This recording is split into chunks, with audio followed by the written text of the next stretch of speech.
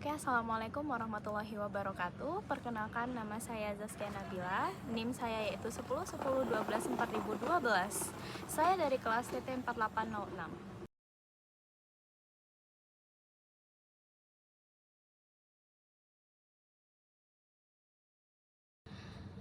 Baiklah, saya akan menjelaskan tentang makna toleransi dalam kehidupan.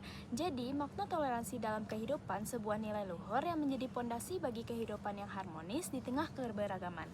Toleransi bukan sekedar kata, melainkan sikap dan tindakan yang nyata mencerminkan dari kasih sayang, saling menghormati, dan saling menghargai perbedaan satu sama lain.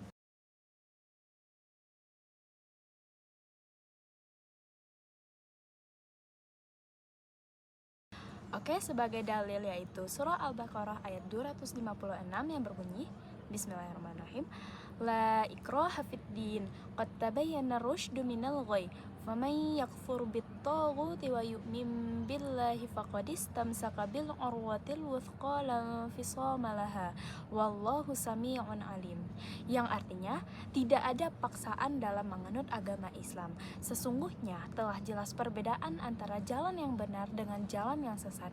Dan barang siapa ingkar kepada tagut dan beriman kepada Allah, maka sesungguhnya dia telah berpegang teguh pada tali yang sangat kuat dan tidak akan putus.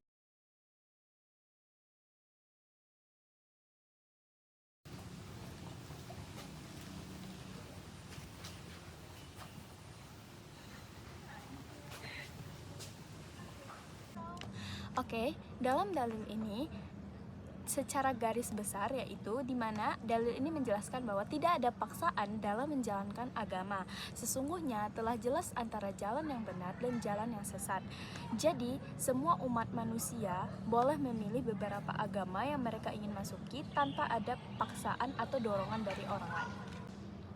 Dan ayat ini dengan jelas menunjukkan bahwa Islam melarang paksa dalam beragama dan menghargai hak setiap individu untuk memilih keyakinannya.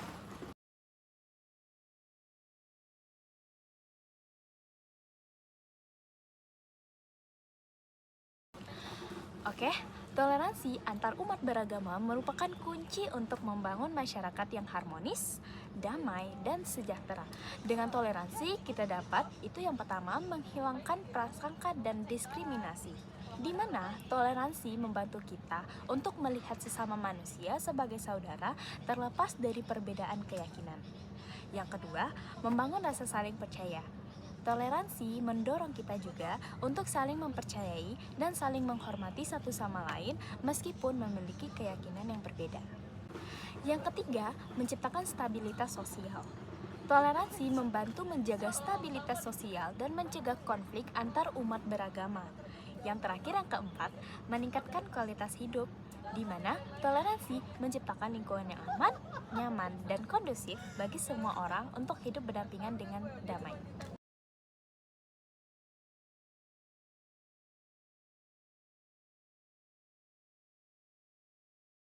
Meskipun demikian, toleransi masih menghadapi berbagai tantangan. Faktor budaya yang mengedepankan sikap superioritas atau meremehkan agama lain dapat memperkeruh hubungan antar umat beragama. Kurangnya pemahaman tentang agama-agama lain juga bisa menghambat dalam menciptakan kesadaran akan pentingnya kerukunan dan saling menghormati.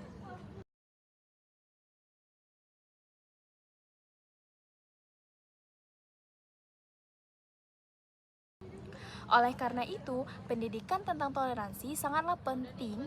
Melalui pendidikan, kita dapat membangun kesadaran akan nilai-nilai toleransi dan memahami pentingnya hidup berdampingan dengan damai dalam keberagaman.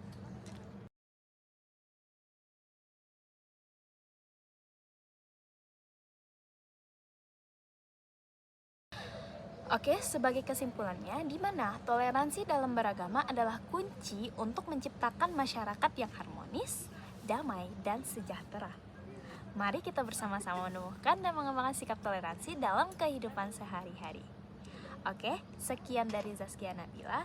Kalau ada kata-kata yang salah, mohon dimaafkan. Wabillahi taufiq wal hidayah. Assalamualaikum warahmatullahi wabarakatuh.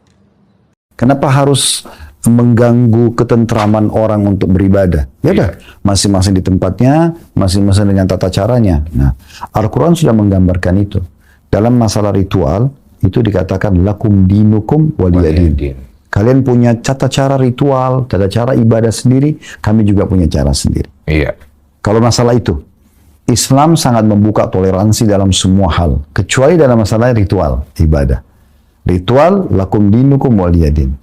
Kita boleh, Muslim itu Islam membolehkan bertetangga dengan non-Muslim, berteman, partner bisnis. Iya.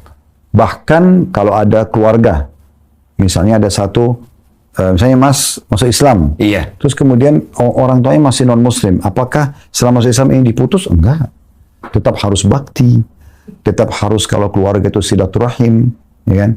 Teman-teman yang tadinya non-Muslim kita sekarang sudah masuk Islam, tetap kita berhubungan baik dengan mereka, tidak pernah ada larangan. Kita menghormati keyakinan orang lain.